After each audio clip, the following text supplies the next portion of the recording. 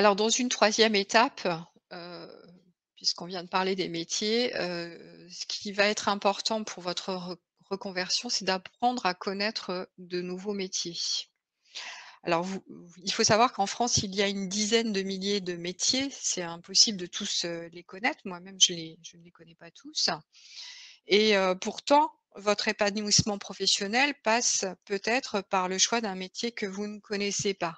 Donc c'est vraiment important d'aller explorer, des métiers que vous ne connaissez pas. Si vous passez le test vocation, vous aurez donc accès, comme vous l'a dit Céline, à une liste, de métiers en correspondance avec, vos goûts, vos intérêts professionnels, et vous pourrez étudier cette liste, en allant consulter des fiches, métiers, détaillées. Je vous conseille aussi, le site ONICEP, qui est une référence, en la matière, hein, qu'on connaît souvent pour l'orientation des jeunes, mais qui sert aussi pour les adultes. Et en particulier, je vous conseille la page qui s'appelle «Des métiers selon mes goûts», qui permet, en fonction de vos intérêts, de vos goûts, de trouver une liste de métiers, qui vous est proposée, et là encore, vous pouvez explorer, différentes pistes, hein. Voilà, donc c'est présenté de cette manière. Vous avez, j'aime dessiner, j'aime voyager, et puis dernier point, je vous conseille très vivement de mener une enquête métier, auprès de professionnels des métiers qui vous intéressent, soit en interrogeant des personnes que vous connaissez dans votre entourage, dans votre famille, et si dans votre, entourage, il n'y a pas, les métiers qui vous intéressent, qui sont représentés, vous pouvez aussi utiliser les réseaux sociaux, en particulier LinkedIn, et demander à des personnes qui exercent des métiers qui vous intéressent de répondre, à vos questions. Essayez, vous allez voir, en général, les gens ne disent pas non. Ils aiment beaucoup parler de leur métier. Enfin, en tout cas, quand leur métier leur plaît vraiment, ils sont très contents de pouvoir, en parler. Moi, j'ai déjà fait, hein, quand j'ai changé de métier, dernièrement, et on m'a répondu par la positive.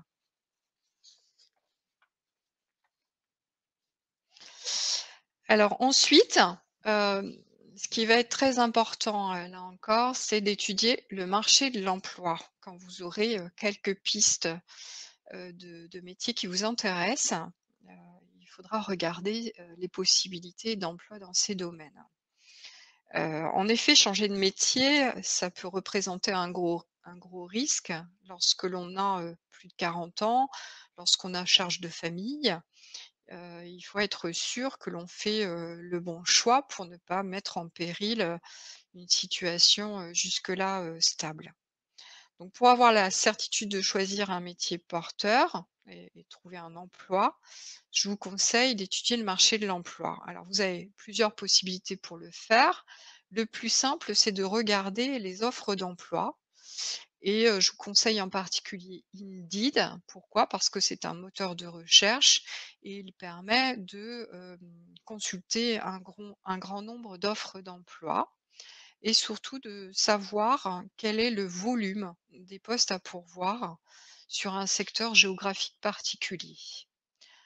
Là, par exemple, à l'écran, j'ai fait une recherche sur le métier de négociateur en immobilier, qu'on appelle aussi agent immobilier, sur le secteur de Paris. Et vous pouvez voir qu'il y a 248 postes à pourvoir, ce qui est un nombre assez important. Donc on peut dire que ce métier-là est un marché plutôt porteur. Alors, autres informations intéressantes que vous pourrez trouver en consultant les offres d'emploi, c'est de connaître le profil qui est recherché par les recruteurs. Donc, je vous invite à sélectionner une dizaine d'offres d'emploi et de regarder quel type de profils sont recherchés. Est-ce qu'ils sont en concordance avec votre profil, ou est-ce que vous avez besoin de vous former pour accéder aux emplois?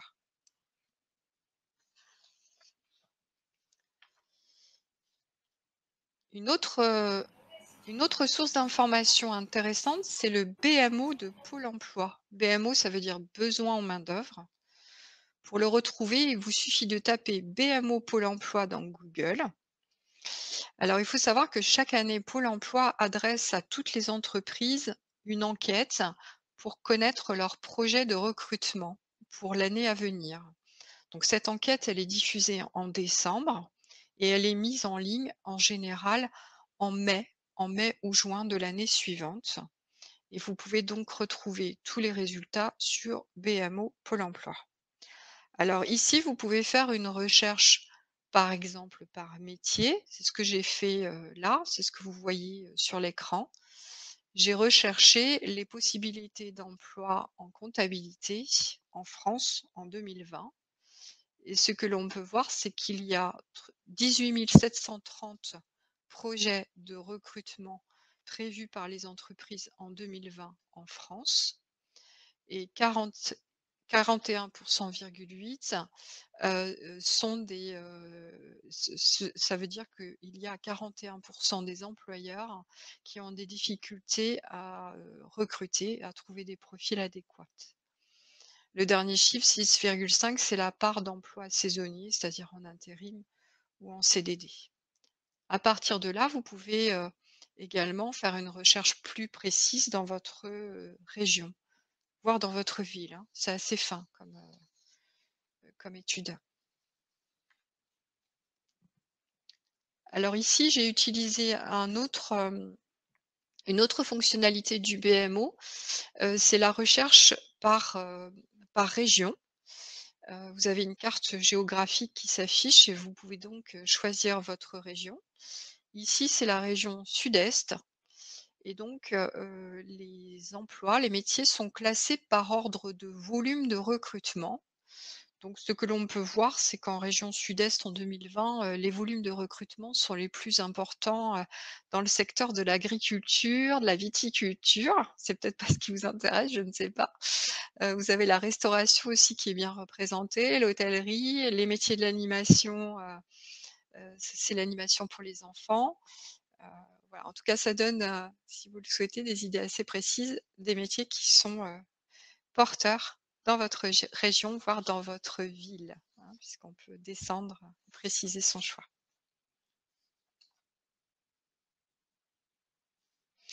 Voilà, donc une fois que vous aurez, sélectionné, quelques projets, de reconversion, quelques idées qui vous paraîtront, réalistes, qui vous permettront, de vous réaliser, de vous réaliser en termes de goût et de trouver un emploi, je vous invite à faire le point sur vos compétences et vos qualités personnelles. C'est une étape, assez difficile parce qu'on en tout cas à faire tout seul, parce qu'on est, rarement bon juge de ses qualités.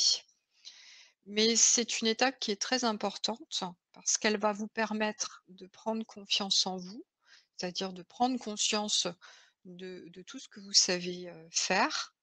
Elle va vous permettre de faire votre CV et elle va vous permettre aussi d'identifier les domaines dans lesquels vous aurez besoin de vous former pour réaliser votre projet de reconversion. Alors j'ai identifié 4 grands domaines de compétences pour vous aider. La formation, c'est-à-dire, ce que vous avez appris pendant votre scolarité, pendant vos études en formation professionnelle. L'expérience professionnelle, ça c'est le plus important, c'est ce que vous avez appris à faire au cours de vos expériences professionnelles. Les qualités personnelles, c'est votre personnalité, on y reviendra, avec Céline. Et enfin les activités extra-professionnelles, il ne faut pas les oublier.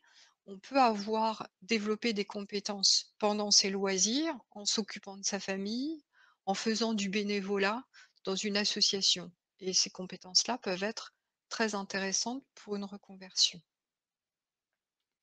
Alors généralement, quand, on fait un bilan de compétences, on utilise, différentes méthodes pour identifier, ces compétences, mais on peut aussi utiliser des tests, notamment un test de personnalité pour identifier ses qualités personnelles. On peut aussi, passer des tests d'aptitude professionnelle, des tests de compétences en management, en vente. On peut passer, un test de quotient émotionnel, on peut passer un test de raisonnement, aussi, connaître son niveau, en langues étrangères, en communication, ou, savoir si, on a les qualités pour devenir un entrepreneur. Alors il faut savoir que là encore, on offre gratuitement en ce moment, c'est une offre spéciale confinement, la possibilité de passer un test d'aptitude, gratuitement, en vous connectant toujours, sur, notre site internet, dans l'onglet, «Test gratuit», hein. Vous avez une liste qui vous est proposée, vous n'avez plus qu'à choisir le test que vous souhaitez, passer. Alors, une autre possibilité si vous ne pouvez pas passer de test, c'est d'interroger votre entourage, vos collègues, vos managers, votre famille, vos amis et leur demander, quelles sont vos qualités, ou vos compétences, principales. Alors attention, quand vous faites, ceci, à bien choisir, les personnes que vous interrogez. Il s'agit de choisir les personnes qui seront le plus objectives possible sur vos qualités et vos compétences, hein.